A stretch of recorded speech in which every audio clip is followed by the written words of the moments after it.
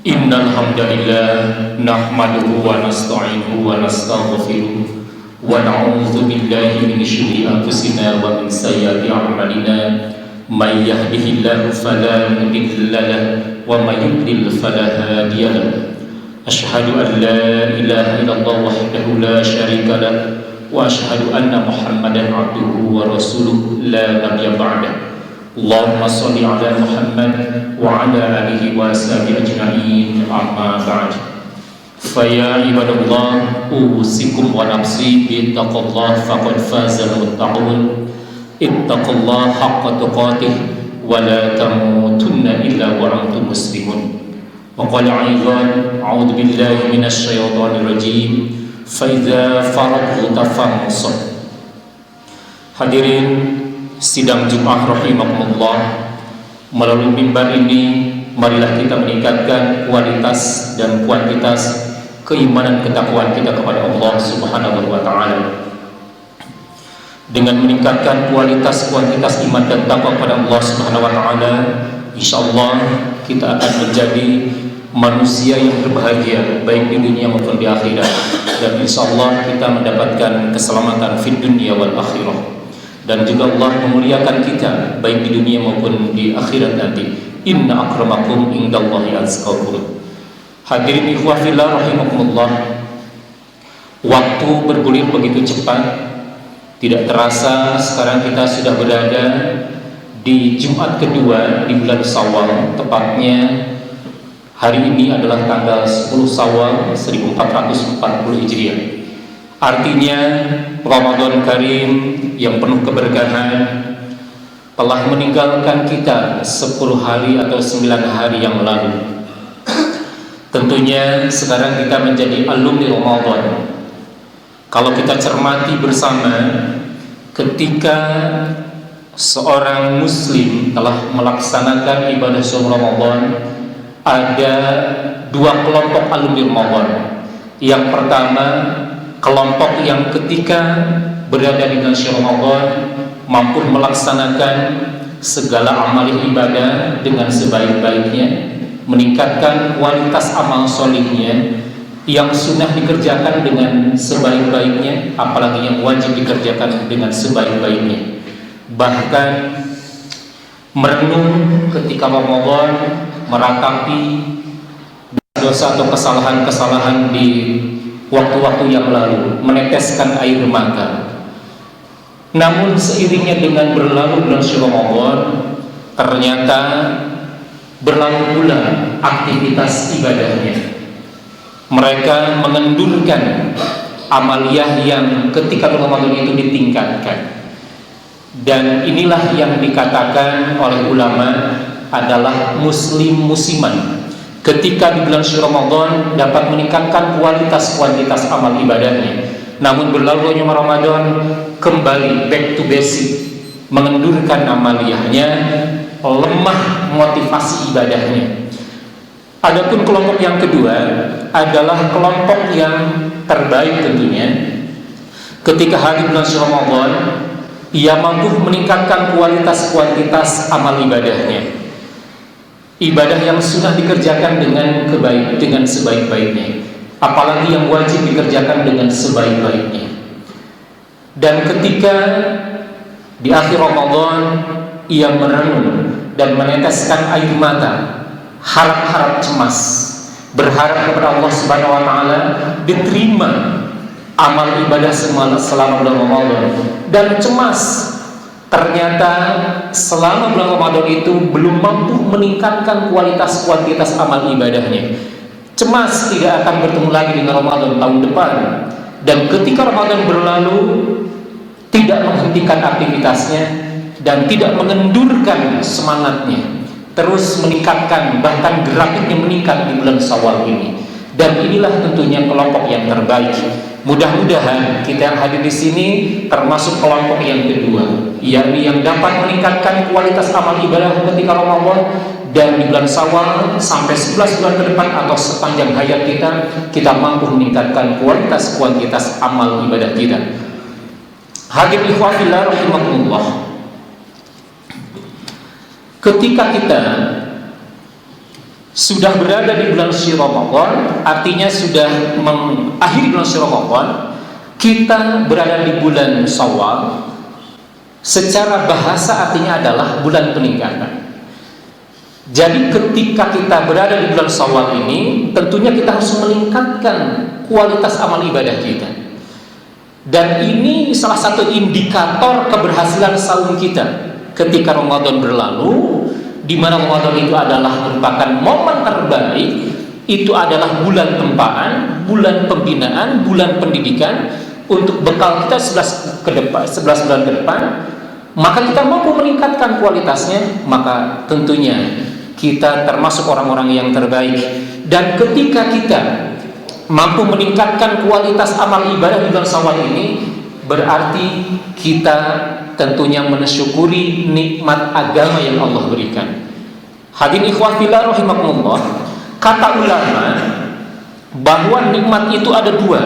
Ada nikmat yang bersifat duniawi dan ada yang bersifat agama. Yang bersifat duniawi adalah merupakan kesehatan, kemudian waktu luang, kemudian kekayaan, kecukupan rizki. Demikian pula dengan pasangan-pasangan kita, anak-anak kita, kemudian rumah dan kendaraan, serta kedudukan dan jabatan. Semua ini adalah nikmat yang bersifat duniawi. Bukan saja diberikan oleh Allah Subhanahu wa taala kepada orang muslim saja, tetapi Allah juga berikan kepada orang-orang kafir. Adapun nikmat terbesar yang Allah anugerahkan kepada umat Islam adalah seorang hamba diberikan nikmat agama, yaitu nikmat iman dan takwa, nikmat taufik dan hidayah, sehingga kita senantiasa beriman dan beramal solih, melakukan amal-amal ibadah dan ketaatan-ketaatan kepada Allah Subhanahu wa taala. Inilah nikmat terbesar yang diberikan Allah Subhanahu wa taala kepada seorang hamba. Jangankan hadirin ikhwah fillah rahimakumullah, kita mampu melaksanakan seluruh amal ibadah yang Allah perintahkan kepada kita, satu saja Allah memberikan perintah kepada kita dan kita diberikan kemampuan untuk melaksanakannya, itu adalah nikmat terbesar yang Allah berikan kepada kita. Rasulullah bersabda di dalam sebuah hadis Muslim, "Raka'atul fajri khairun minad dunya wa ma fiha." 2 rakaat fajar lebih baik daripada dunia dan isinya. Kata Rasulullah sallallahu alaihi wasallam, 2 rakaat fajar yang kita lakukan sebelum kita melaksanakan sholat subuh itu ternyata lebih baik dari dunia dan isinya, lebih baik dari seluruh kenikmatan dan kemewahan dunia ini.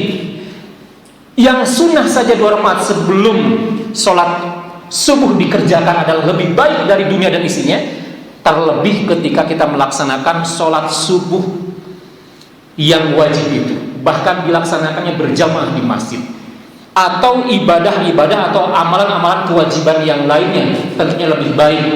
Hadirin ikhwah fillah rahimakumullah, oleh karenanya hendaknya kita sadari, baru saja kita melewati 1 bulan yang sangat mulia, yakni bulan ibadah, bulan yang penuh berkah, di mana Allah Subhanahu wa taala mencurahkan kenikmatannya yang terbesar kepada kita, yaitu taufik dan hidayah dari Allah. Kita dimampukan untuk melakukan sejumlah amal-amal solih, di antaranya saum Ramadan selama 1 bulan. Yang mungkin di luar bulan Ramadan kita tidak mampu untuk melaksanakan saum sunnah, sekalipun Senin dan Kamis. Tetapi ketika bulan Ramadan kita mampu melaksanakannya full sebulan. Ini adalah nikmat terbesar dari Allah Subhanahu wa taala yang dianugerahkan kepada kita.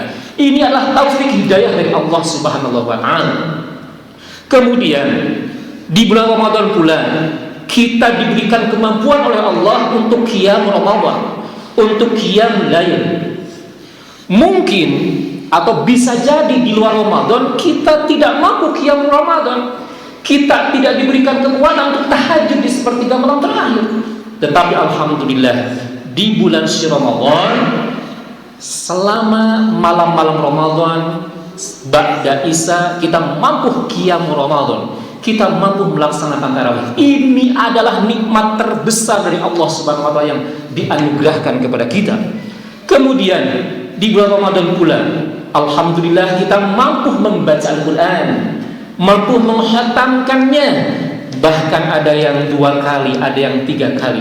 Ini adalah nikmat terbesar yang Allah anugerahkan kepada kita. Belum tentu di luar Ramadan.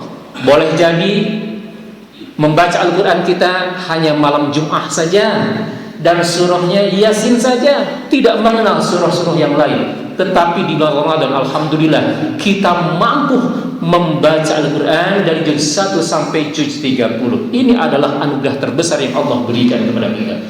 Juga lisan kita, alhamdulillah, selama bulan Ramadan lisan kita dijaga, lidah kita, mulut kita dijaga dari perkataan-perkataan yang kotor, dari perkataan-perkataan yang jorok. Boleh jadi di luar Ramadan ternyata lisan kita tidak dapat kita jaga, bahkan tidak sedikit orang tersakiti dengan lisan kita. Hadirin ikhwah fillah rahimakumullah, ini adalah anugerah terbesar yang Allah anugerahkan kepada kita semua. Hadirin ikhwah fillah rahimakumullah, pengalaman, pengabdian dan kenikmatan ibadah selama bulan suci Ramadan sangatlah sayang kalau kita lupakan dan kita tidak pelihara di bulan Syawal ini atau 11 bulan ke depan. Sangat sayang kalau dilupakan dan tidak dipelihara di bulan-bulan selanjutnya. Kenikmatan ibadah ini merupakan kenikmatan terbesar yang Allah berikan kepada kita. Jangan berhenti dan jangan kendurkan ibadah walaupun Ramadan telah berlalu. Allah berfirman dan mengingatkan kita di dalam Quran surah Al-Hijr ayat 99. A'udzu billahi minasyaitonir rajim. Wa'bud rabbaka hatta ya'tiyakal yaqin. Dan beribadahlah kepada Rabbmu sampai datang kepadamu al-yaqin. Al-yaqin di sini di dalam tafsirnya adalah ajal. Artinya, hadirin ikhwah fillah rahimakumullah, Allah memerintahkan kepada kita ibadah itu tidak hanya di bulan Ramadan. Sepanjang hayat kita harus ibadah, bahkan meningkatkan ibadah kita sampai ajal menjemput kita. Dan di dalam surah Al-Insyirah ayat 7 Allah juga mengingatkan kepada kita, fa idza faragta fansab, maka apabila kamu telah selesai dari suatu urusan, kerjakanlah urusan yang lain dengan penuh kesungguhan. Hadirin ikhwah fillah rahimakumullah, ketika kita sudah melaksanakan amal ibadah di Ramadan dengan sangat baik, dengan kualitas terbaik, jangan berhenti ketika Ramadan berlalu. Justru di bulan Syawal kita tingkatkan kembali. Jadi setelah kita mengerjakan perbuatan baik, kerjakan ibadah-ibadah yang setelah Ramadan itu dengan penuh kesungguhan. Hadirin ikhwah fillah rahimakumullah, oleh karenanya marilah kita berdoa kepada Allah Subhanahu wa taala. Mudah-mudahan Allah Subhanahu wa taala senantiasa memberikan taufik hidayah kepada kita semua, dapat kita meningkatkan amal-amal ibadah yang telah kita laksanakan di bulan Ramadan itu. Dan ketika kita dapat melaksanakan amal-amal ibadah di luar Ramadan itu, mari kita syukuri. Itu adalah merupakan kenikmatan yang Allah Subhanahu wa taala anugerahkan kepada kita. Hadirin ikhwah fillah rahimakumullah, mensyukuri nikmat yang Allah berikan, kata ulama itu paling tidak dengan 3 hal. Yang pertama dengan hati, yang kedua dengan lisan, yang ketiga dengan anggota badan. Dengan anggota badan tentunya kita dapat meramadankan 11 bulan ke depan. Artinya melestarikan amal-amal ibadah kita selama bulan Ramadan. Yang pertama, kita di bulan Ramadan shaum, di luar Ramadan juga kita belajar shaum. Kata Rasulullah sallallahu alaihi wasallam, man shoma Ramadana summa atba'ahu sittan min sawalin kana kasyamin dahri. Barang siapa yang saum bulan Ramadan kemudian diikuti dengan saum 6 hari bulan Syawal, kana kasyami dahri, seolah-olah kita saum sepanjang tahun. Hadirin ikhwah fillah rahimakumullah, Allah yang Maha Pemurah memberikan kemudahan kepada kita. 1 tahun itu adalah 365 hari. Sangat sulit kita melaksanakan saum 365 hari. Tetapi Allah memberikan kemudahan. Saumlah 6 hari di bulan Syawal, maka kana kasiyamid dahri. Mudah-mudahan kita termotivasi untuk melakukan itu semua. Dan ternyata indikator diterimanya amal ibadah kita adalah ketika di bulan Ramadan kita telah melaksanakan kebaikan-kebaikan, di luar Ramadan juga diikuti dengan kebaikan-kebaikan. Ramadan kita saum, di luar Ramadan kita saum.